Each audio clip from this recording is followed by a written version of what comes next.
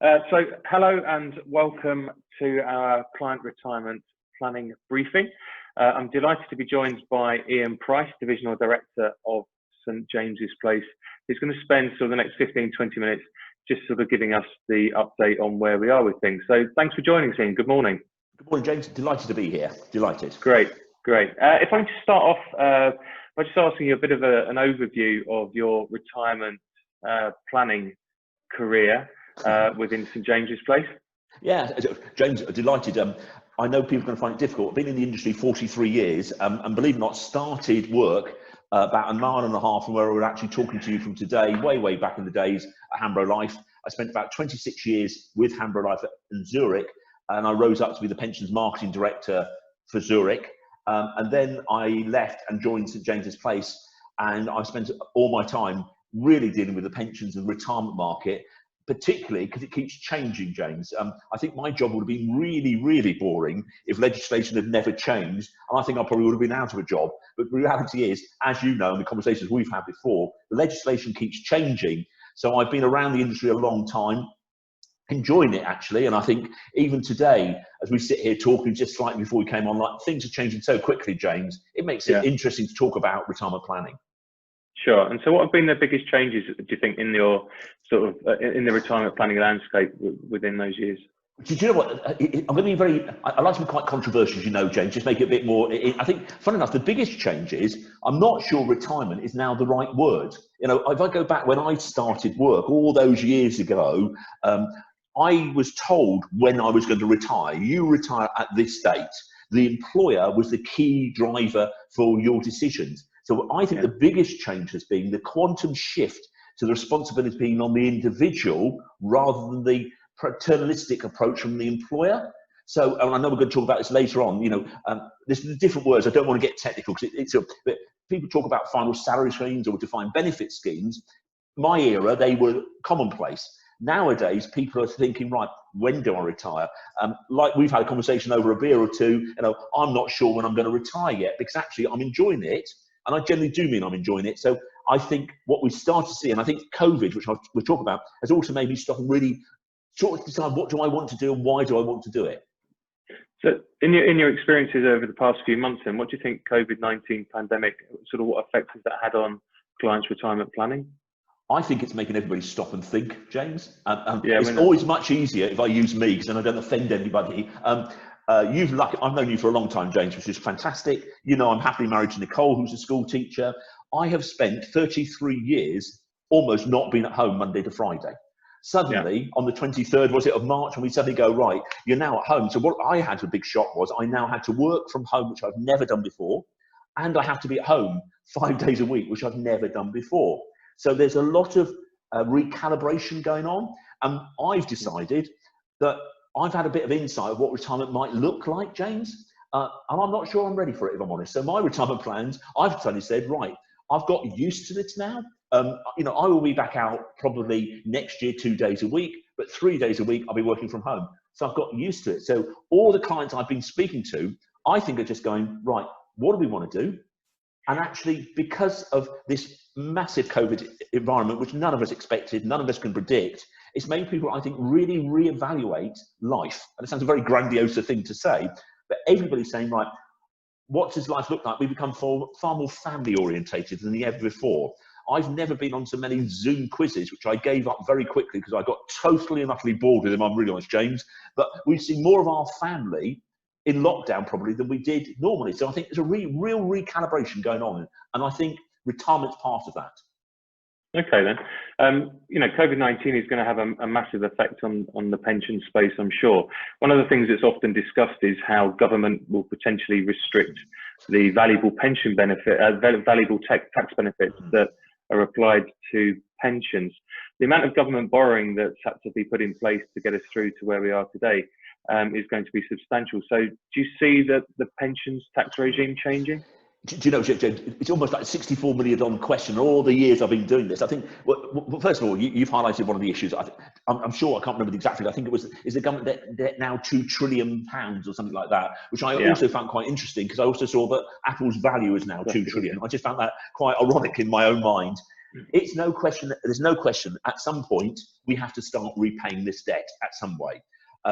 We've spoken over the years, James, I'm sure some of the people listening would say, right, what do you mean by tax benefits? If you look at the fundamentals of pension provision, you get tax relief at the highest rate of tax you pay. There's certain limits of, if you earn above this figure, above that figure, which they need to talk about. But, if you're a higher rate taxpayer, let's say you get put in £100, it costs you £60. If you're a basic rate payer, that £100 costs you £80. There's been a lot of talk of getting away with, or looking at high rate tax and moving it to one rate for everybody, say like 30%. I can see it's quite an easy route for the government to go down to start reining back in or repaying some of that debt. It's no question, we were talking about this earlier on before, James, before this happened, there's talk about this, then we had Brexit. So there's always a reason why not. With a debt of $2 trillion, I think things will become a little bit more apparent. Let's see what the budget holds later in the year, maybe. We don't know. I'm sure it's on the agenda. It must be. Sure. So obviously tax relief is very, very important for personal contributions for clients, and it's a massive motivator for a lot of people. As you talked about and alluded to before, the onus is very much going to be put on to people making their own provisions, because of the employer is clearly not going to do as much as they have done historically. So can we just spend a couple of moments talking about employer schemes? Oh, yes. The majority of people now are in workplace pension schemes. Yes. So I suppose the big question is, has auto-enrolment worked? And importantly, do you think it's going to deliver what it was set out to do? Well, that's a really good question, James. You have to say auto-enrolment's worked. It's got more people funding for retirement than ever before, which is a massive tick in the box. And it's a bit of a psychology thing. And I basically, I'm going to use my daughters. Both my daughters work within the public sector. One's a doctor, one's a teacher. So they're part of the public sector pension scheme. Explaining to them why they need to make a personal contribution each month was quite an interesting conversation. I've been talking about pensions for years, but they see it come out of their salary straight away. So it's almost like what you don't get, you don't miss psychology. And I think that's worked brilliantly with auto-enrolment. So everybody's got into auto-enrolment. It's deducted before you take, from your pay. And in fairness, James, I couldn't quite, it's really weird. I can probably tell you what my net salary is. I can't tell you what my gross salary is because I don't want to know. I just want to know what I bring home. And do you know what? Most people work on that. So the deductions coming straight off salary, I think it's been a really good idea. I think what you said about delivery of results, a couple of things need to happen. And again, I think everybody should do this. One, basic old age pension is still payable. And actually, everybody should work out what they get, because actually it's a lot higher than most people realise currently. Does that make sense? Yeah. And actually, you've got this real bedrock or foundation of retirement planning, which is the basic old age pension. And for most people, it's two, because you've got husband or wife or partner and partner. So that gets you starting up that, let's call it a funnel, a measuring jug where you want to fill up till you get to the income you want. Auto-enrolment will help. Will it be the saviour of everything? No. It will help. And I think some people would need to pay more money in for the retirement planning they want. But I think it's, again, a topic of conversation is, I don't think everybody's gearing everything towards pension funding as part of their retirement planning. So that's the quantum shift I've seen in my time. When I started, people had one pension, you retired, you lived off your pension. As you know now, people have other investments, ISAs, unit trusts, bonds, VCTs, there's a plethora of other assets. And I generally do think one of the trends you're going to see, you heard it here first, is I think a lot more people will downsize their house as part of an overall retirement strategy. Yeah, and I think that's what we talk to our clients about. It's about retirement income. It's pretty immaterial where that comes from, as long as it's sufficient to sustain you when you're not working. Oh, James, so we always encourage that. Sorry to interrupt, James, but it's a really important, because I actually talk now, retirement planning is all about tax planning. And that's the real shift. And in fairness, it sounds like I'm creeping, but I never creep to you, James. But that's why people need to take advice, because actually where you take your income from each year may change upon your individual circumstances. And it's a hard topic to talk about, but again, you look at myself and Nicole, through one of our retired lives, one of us is going to die. Does that make sense? And all things being equal, because I'm older than Nicole, it will be me. So Nicole will be by herself for some of that time. Therefore, the advice she might need might be different to when we're both together. Does that make sense? So very clearly, taking tax advice as part of retirement planning is, to me, so crucial. And in fairness, you can argue it's a very mute point. Sometimes taking your pension asset is the last asset you should take, which is rather ironic. That almost goes against everything that was ingrained in me when I started this, what might some call illustrious career. Not so sure about that, but the career. So I think for me, tax planning becomes key, crucial. Flexibility in retirement, to me, is now very important.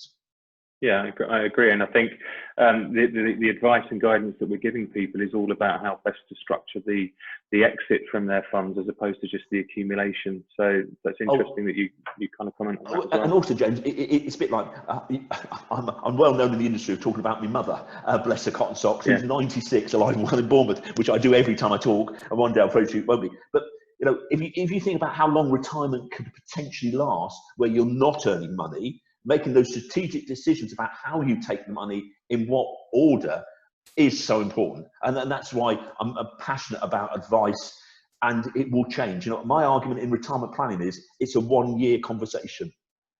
Excuse me. So it literally is a 1-year conversation, because let's say I retire in 2 or 3 years' time. Actually, what I need in my first 2 or 3 years will be different to what I need in year 4, 5, and 6 onwards.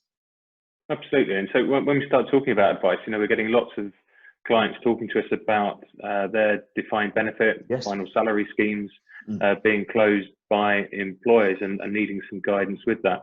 Can you perhaps give us a bit of background as to, well, 2 things. One is, why are employers closing these type of schemes? And secondly, why advice is so vital in that particular space?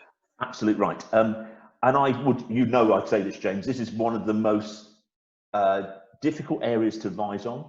You need to always look at all the options. It is definitely not right for everybody, and we take this bit really seriously. And I know how specialised you are, particularly in advising clients in this market, and it's a long process.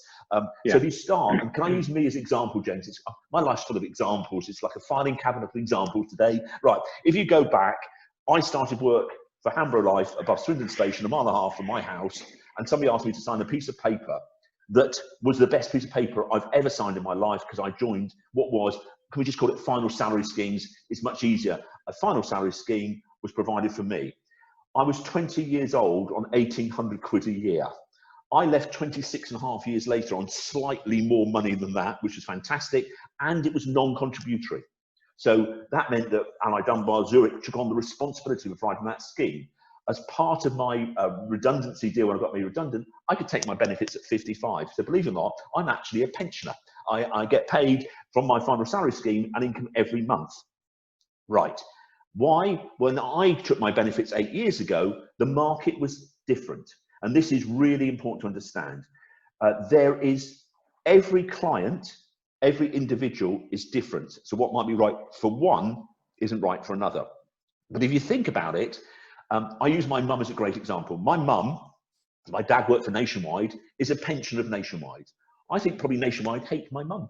She's 96, she's lived out every actuarial assumption of how long she's going to live. So what's really happened with these schemes, they worked brilliantly where you worked until you're 65, but you died quite quickly. It sounds an awful thing to say, James, but it was true. So you pay in for a long time, but actually you didn't get paid out for a long time. So what actually happened was, as people's life expectancy started increasing, these schemes became more and more expensive, to the extent that some of the schemes, or in fact, most of the schemes in the private sector are now shut for new members. They've shut the scheme because what they're trying to do is cap what's called liability.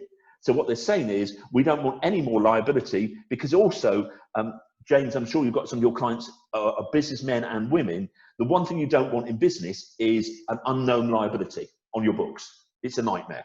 So what they started to do was stop the schemes, and what you had is you've got your benefits up to that date are protected.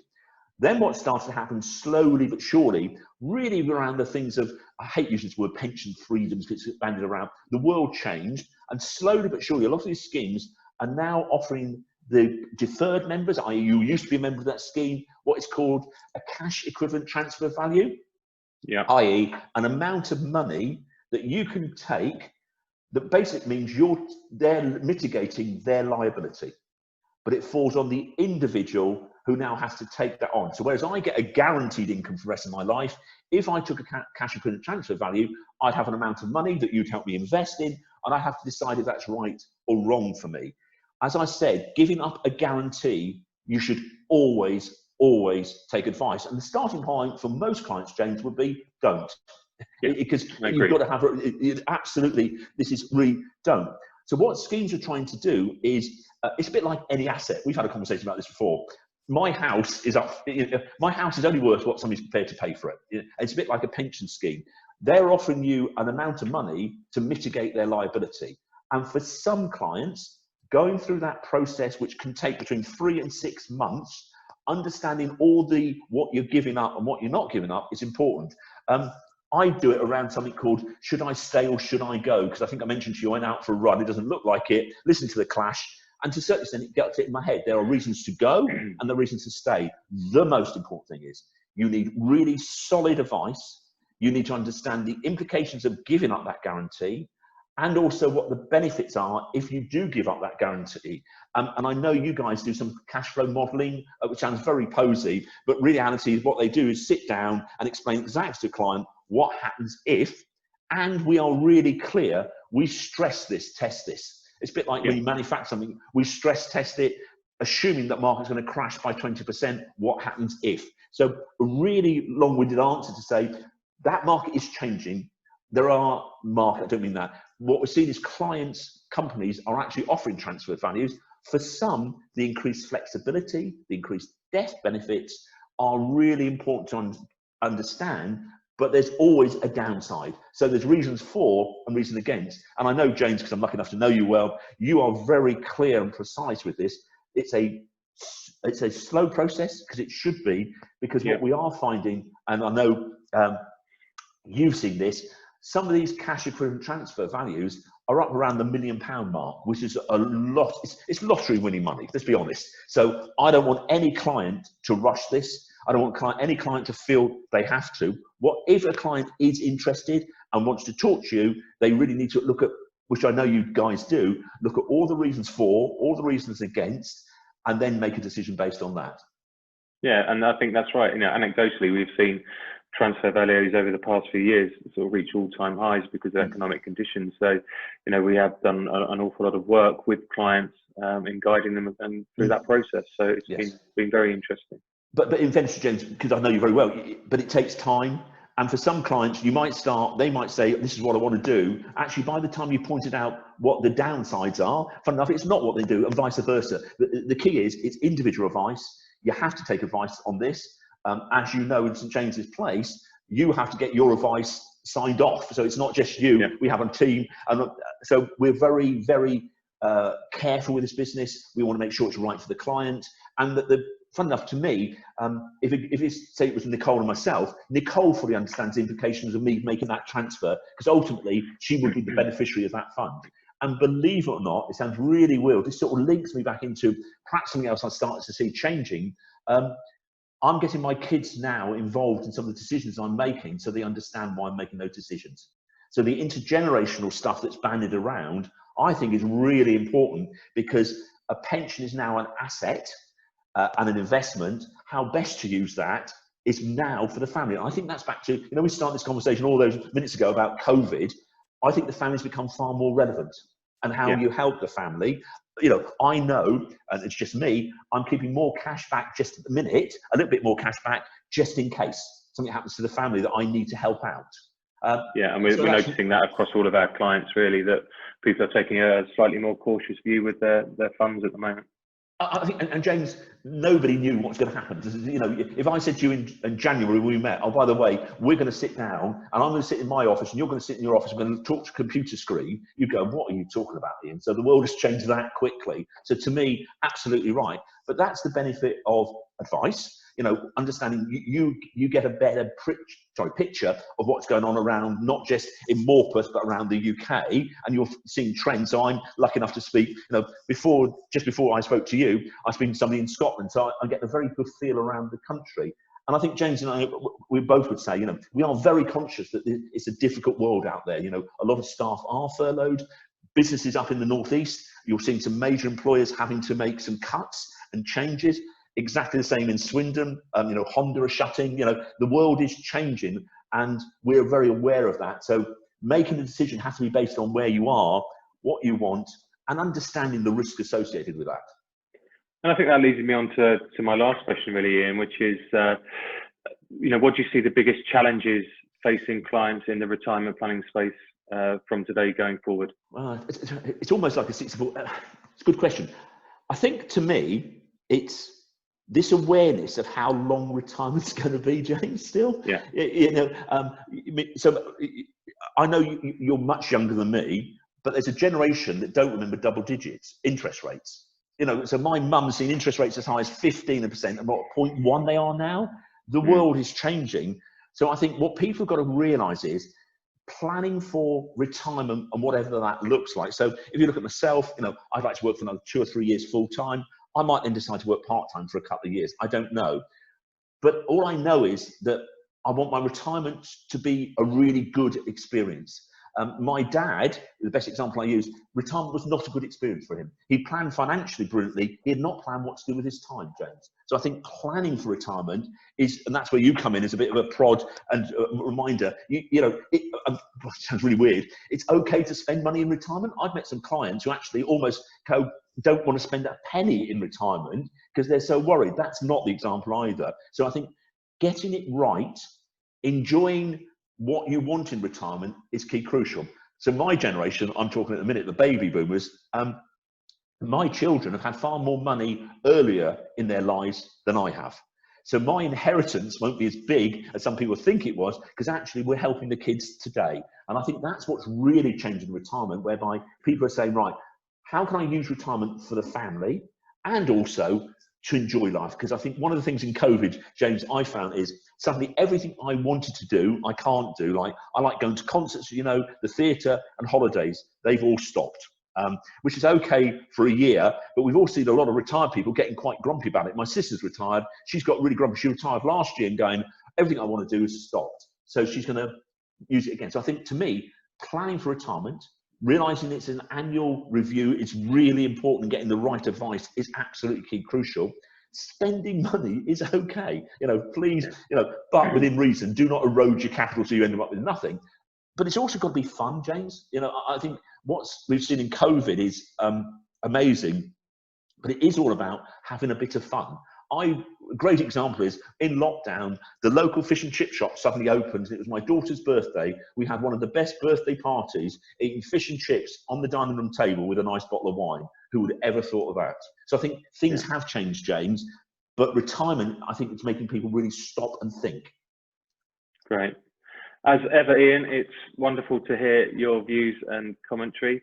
It's also wonderful to catch up with all the family as well. It's always good to hear about what they're all up to, and that your dear mum's still going strong down in Bournemouth. So thank you for spending some time with me today.